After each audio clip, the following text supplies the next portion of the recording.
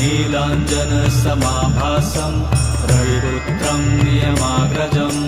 छायामार्तण्डसम्भुतं तं नमामि शनैश्चरम्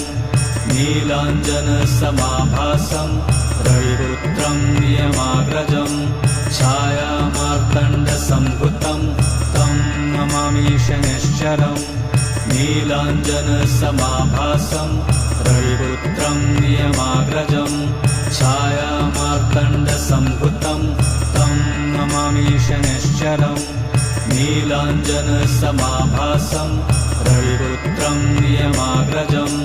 छायामार्तण्डसम्भुतं तं नमामि शनैश्चरम् नीलाञ्जनसमाभासं रविपुत्रं नियमाग्रजं